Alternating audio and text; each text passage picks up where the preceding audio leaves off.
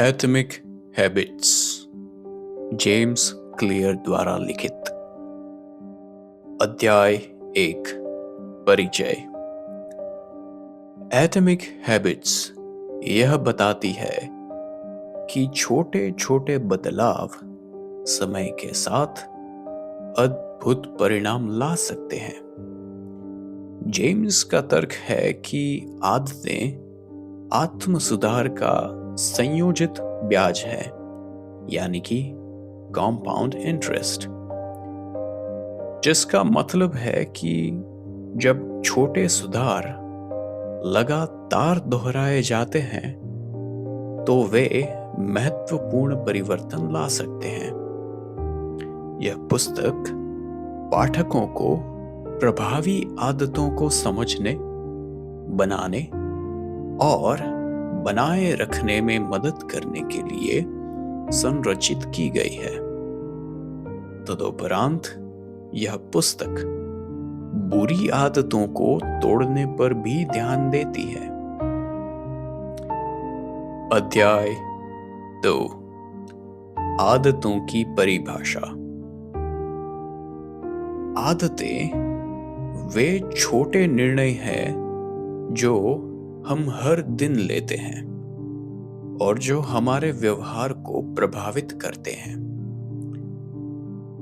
वह आदत को एक नियमित रूप से दोहराए जाने वाली प्रक्रिया के रूप में परिभाषित करते हैं, जो अक्सर अवचेतन रूप से होती है, यानी कि सबकॉन्शियसली। आगे वह आदत लूप का वर्णन करते हैं, जिसमें 4 आवश्यक तत्व शामिल हैं। Number 1, signal. यह वह ट्रिगर है जो आदत को शुरू करता है। यह दिन का कोई विशेष समय, एक भावनात्मक स्थिति या फिर कोई स्थान हो सकता है। नंबर 2, इच्छा। आदत के पीछे की इच्छा या प्रेरणा, यह किसी विशेष परिणाम के लिए इच्छा होती है। तत्व नंबर 3, प्रतिक्रिया। वह वास्तविक व्यवहार या आदत जो की जाती है, यह सिग्नल के जवाब में की गई क्रिया है। और तत्व नंबर 4, इनाम। वह सकारात्मक परिणाम जो आदत को मजबूत करता है, जिससे आदत के दोहराने की संभावना बढ़ती है। इस लूप को समझना नई आदतें बनाने और बुरी आदतों को तोड़ने के लिए महत्वपूर्ण है। अध्याय 3, व्यवहार परिवर्तन के 4 कानून। लेखक अच्छी आदतें बनाने और बुरी आदतों को तोड़ने के लिए व्यवहार परिवर्तन के 4 कानूनों का एक ढांचा प्रदान करते हैं। नंबर 1, आदतों को स्पष्ट बनाएं। Implementation intentions. स्पष्ट रूप से परिभाषित करें कि आप अपनी नई आदत कब और कहां करेंगे। यह एक विशिष्ट योजना बनाता है जो पालन करने की संभावना को बढ़ा देता है। Habit stacking. एक नई आदत को एक मौजूदा आदत से जोड़ें। उदाहरण के लिए, मैं सुबह की कॉफी पीने के बाद 1 मिनट के लिए ध्यान करूंगा। यह मौजूदा आदत का उपयोग करके नई आदत को ट्रिगर करता है। Environment design. अपने एनवायरनमेंट को अनुकूलित करें ताकि अच्छी आदतों के लिए संकेत अधिक दृश्य हों। उदाहरण के लिए, यदि आप अधिक पढ़ना चाहते हैं तो किताब को एक प्रमुख स्थान पर रखें। नंबर 2, आदतों को आकर्षक बनाएं। Temptation bundling. एक क्रिया जिसे आप करना चाहते हैं उसे दूसरी क्रिया के साथ जोड़ें जिसे आपको करना है। उदाहरण के लिए, मैं केवल व्यायाम करते समय अपना पसंदीदा शो देखूंगा। यह आवश्यक व्यवहार को अधिक आकर्षक बनाता है। संस्कृति में शामिल हो। उन लोगों के साथ खुद को घेरें जिनके पास वे आदतें हैं जो आप अपनाना चाहते हैं। यह सामाजिक सुदृढ़ीकरण आदतों को अधिक आकर्षक बनाए रखने में आसान बनाता है। नंबर 3, आदतों को आसान बनाएं। घर्षण कम करें। अच्छी आदतों और आपके बीच की दूरी कम करें। उदाहरण के लिए, व्यायाम करने के लिए अपने कपड़े रात को बाहर रखें। 2 मिनट का नियम। एक आदत से शुरू करें जिसे स्थापित करने में 2 मिनट या उससे कम समय लगे। यह एक पन्ना पढ़ने या 2 मिनट योग करने जितना सरल हो सकता है। नंबर 4, आदतों को संतोषजनक बनाएं। तत्काल पुरस्कार। एक अच्छी आदत को पूरा करने के तुरंत बाद अपने आप को पुरस्कृत करने के तरीके खोजें। यह व्यवहार को मजबूत करता है और इसे दोहराने की संभावना को बढ़ाता है। Progress tracking. अपनी प्रगति को देखने के लिए ट्रैकर का उपयोग करें। यह उपलब्धि की संतोषजनक भावना उत्पन्न करता है और आपको जारी रखने के लिए प्रेरित करता है। अध्याय 4, पहचान का महत्व। लेखक इस बात पर जोर देते हैं कि स्थायी परिवर्तन आपकी पहचान को बदलने से आता है।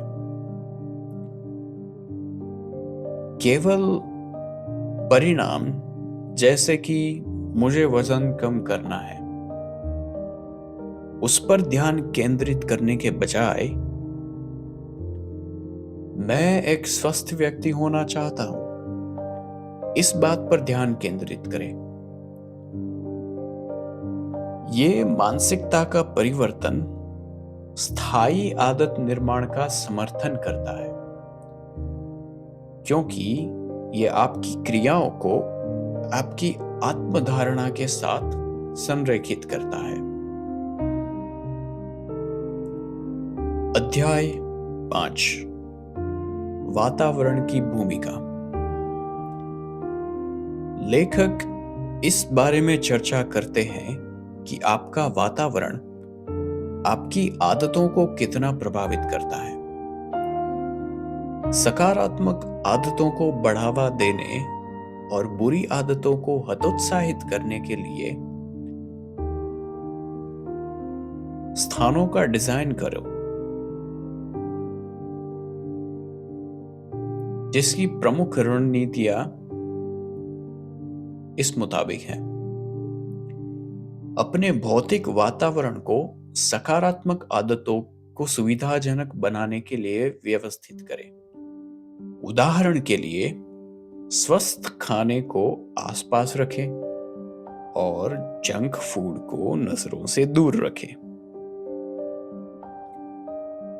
अपने आप को उन लोगों के साथ घेरें जो उन आदतों का प्रदर्शन करते हैं जिन्हें आप अपनाना चाहते हैं। आपके आसपास के लोगों का व्यवहार आपके अपने व्यवहार को बहुत प्रभावित कर सकता है। अध्याय नंबर 6, निष्क्रिय संभावनाओं का समतल, यानी कि the plateau of latent potential. लेखक निराशा की घाटी अर्थात वैली ऑफ डिसअपॉइंटमेंट की अवधारणा प्रस्तुत करते हैं, जो ये दर्शाती है कि परिणाम अक्सर प्रयासों से पीछे रहते हैं। कई लोग अपने कठिन परिश्रम के लाभ देखे बिना ही हार मान लेते हैं। मुख्य संदेश ये है कि धैर्य रखें। लगातार प्रयास सफलता के लिए एक आधार बनता है जो तुरंत दिखाई नहीं देता। अध्याय 7, सीमांत लाभों का संकलन, यानी कि the aggregation of marginal gains. सीमांत लाभों का विचार उस सिद्धांत को संदर्भित करता है कि छोटे क्रमिक सुधार महत्वपूर्ण परिणाम ला सकते हैं। वे विभिन्न क्षेत्रों, विशेष रूप से खेल के उदाहरण प्रस्तुत करते हैं, जहां प्रदर्शन में छोटे छोटे सुधार समय के साथ बड़े परिणाम उत्पन्न करते हैं। अध्याय 8, आदत निर्माण के लिए उन्नत रणनीतियां।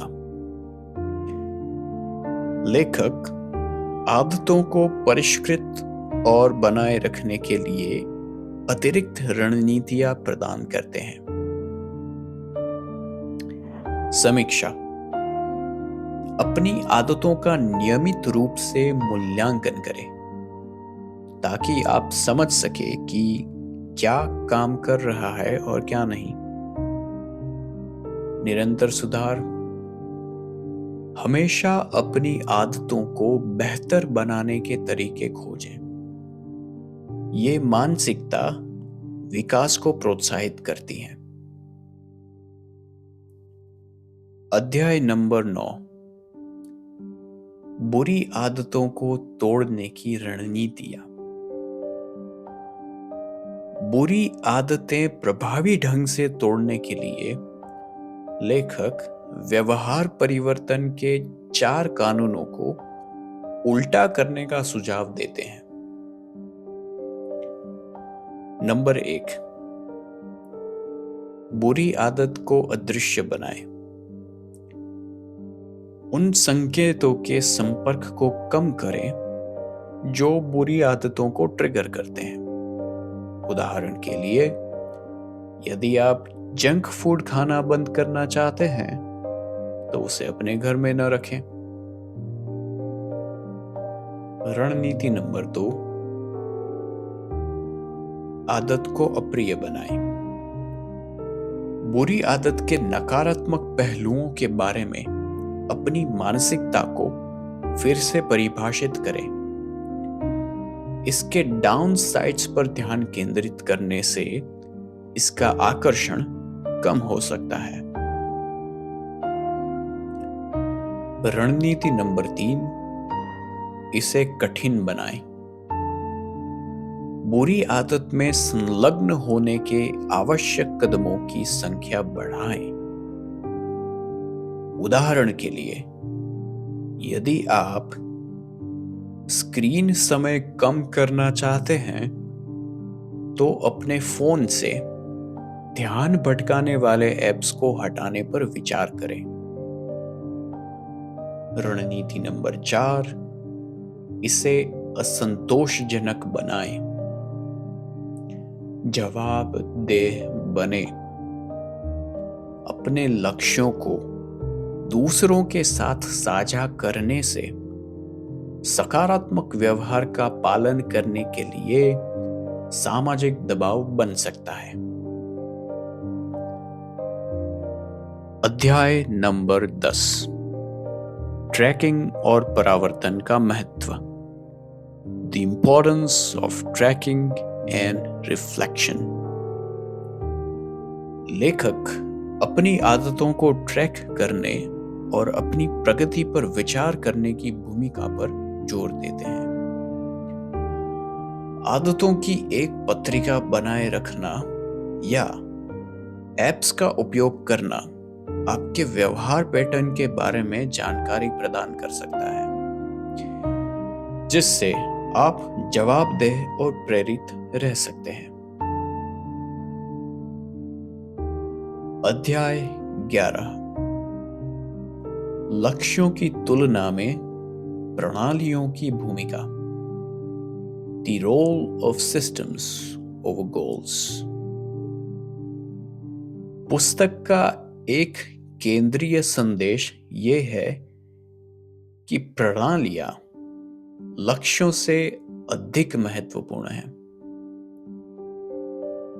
जबकि लक्ष्य अंत परिणाम पर ध्यान केंद्रित करते हैं, उससे विपरीत प्रणालियां उन प्रक्रियाओं पर ध्यान केंद्रित करती हैं जो परिणाम की ओर ले जाती हैं।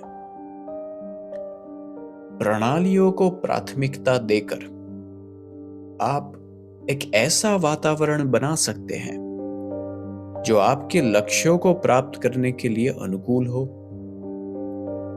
अंततः सफलता को आपकी दैनिक आदतों का एक उपोत्पाद यानी कि बाय प्रोडक्ट बना देता है। अध्याय 12, गोल्डीलॉक्स का नियम।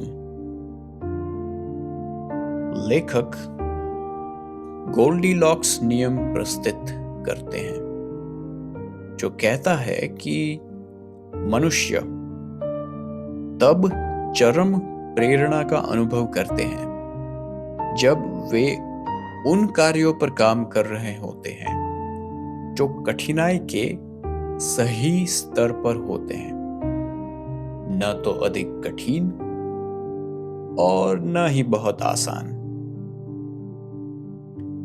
व्यस्तता और प्रेरणा बनाए रखने के लिए ऐसे चैलेंज खोजें जो उचित रूप से उत्तेजक हो। अध्याय 13, मुख्य निष्कर्ष। पॉइंट नंबर 1, छोटी शुरुआत करें। उन छोटे परिवर्तनों पर ध्यान केंद्रित करें जो समय के साथ महत्वपूर्ण सुधार ला सकते हैं। नंबर 2, पहचान बदलें। इस पर जोर दें कि आप क्या बनना चाहते हैं, केवल ये नहीं कि आप क्या हासिल करना चाहते हैं। नंबर 3, अपने वातावरण को बदलें। अपने आसपास को अच्छी आदतों को बढ़ावा देने और बुरी आदतों को बाधित करने के लिए व्यवस्थित करें। नंबर 4, धैर्य रखें। समझें कि परिणाम अक्सर समय लेते हैं। निरंतरता महत्वपूर्ण है। Number 5, track and reflect. अपनी आदतों और प्रगति की नियमित रूप से निगरानी करें ताकि आप प्रेरित रह सकें और आवश्यकता के अनुसार समायोजित कर सकें। एटॉमिक हैबिट्स में वर्णित सिद्धांतों को लागू करके पाठक स्थायी व्यक्तिगत विकास और स्थायी परिवर्तन के लिए एक ढांचा बना सकते हैं। धन्यवाद।